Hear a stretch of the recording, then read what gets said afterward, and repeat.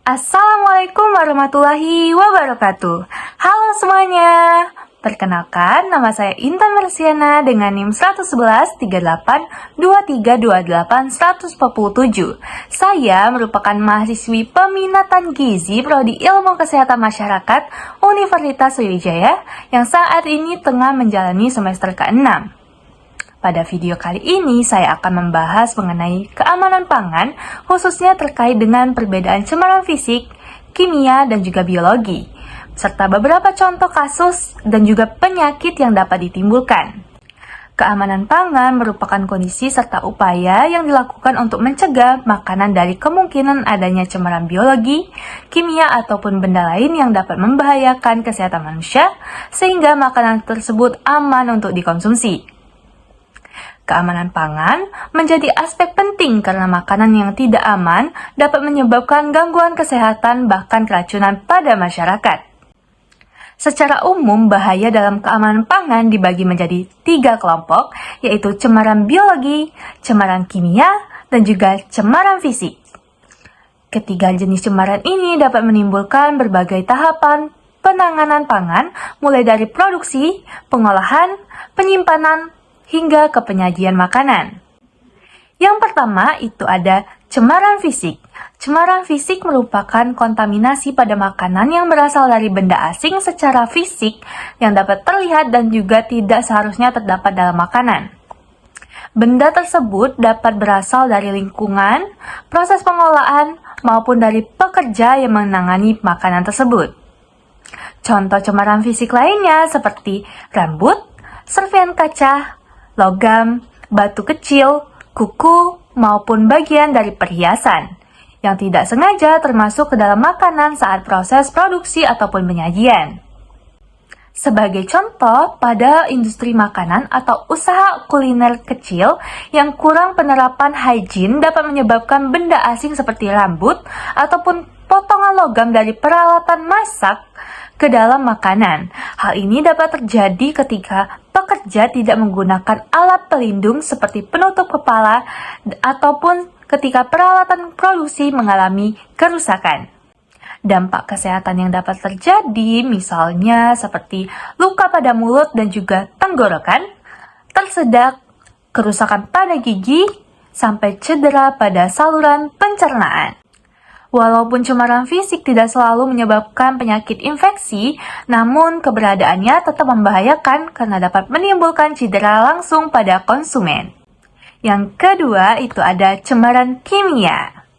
Cemaran kimia adalah kontaminasi pada makanan yang berasal dari zat kimia berbahaya, baik itu secara sengaja ditambahkan maupun tidak sengaja tercampur selama proses pengolahan pangan. Sumber cemaran kimia ini dapat berasal dari berbagai bahan seperti logam berat, pestisida, bahan tambahan pangan yang berlebihan, maupun bahan kimia berbahaya seperti boraks dan juga formalin. Beberapa produsen makanan terkadang menggunakan bahan kimia berbahaya ini untuk meningkatkan daya tahan ataupun memperbaiki tekstur makanan. Padahal, bahan tersebut tidak diperbolehkan untuk dikonsumsi. Salah satu kasus yang sering kali ditemui adalah penggunaan formalin dan juga borak pada makan olahan seperti bakso, mie kuah, ataupun pada kerupuk. Formalin biasanya digunakan untuk mengawetkan makanan agar tidak cepat rusak, sedangkan boraks digunakan untuk membuat tekstur makanan agar lebih kenyal. Pada kedua bahan ini sebenarnya digunakan untuk industri non-pangan seperti pembuatan deterjen, antiseptik kayu, ataupun bahan industri lainnya. Penggunaan bahan tersebut pada makanan sangat berbahaya bagi kesehatan manusia. Konsumsi makanan yang mengandung formalin ataupun boraks dapat menimbulkan berbagai gangguan kesehatan seperti iritasi pada tenggorokan, mual dan muntah, sakit perut, gangguan fungsi hati dan ginjal, kerusakan sistem saraf, bahkan meningkatkan resiko kanker jika dikonsumsi dalam jangka waktu yang panjang. Pada kasus keracunan akut, paparan formalin juga dapat menyebabkan gangguan peredaran darah, vertigo, ataupun gangguan pada sistem pencernaan. Yang ketiga, itu ada cemaran biologis. Cemaran biologis merupakan kontaminasi pangan yang disebabkan oleh mikroorganisme seperti bakteri, virus, jamur, maupun parasit yang dapat menyebabkan penyakit pada manusia. Beberapa mikroorganisme patogen yang dapat seringkali ditemui pada makanan antara lain ada Salmonella, E. coli, ataupun Staphylococcus aureus. Mikroorganisme tersebut dapat berkembang dalam makanan jika kondisi pengolahan ataupun penyimpanan tidak higienis.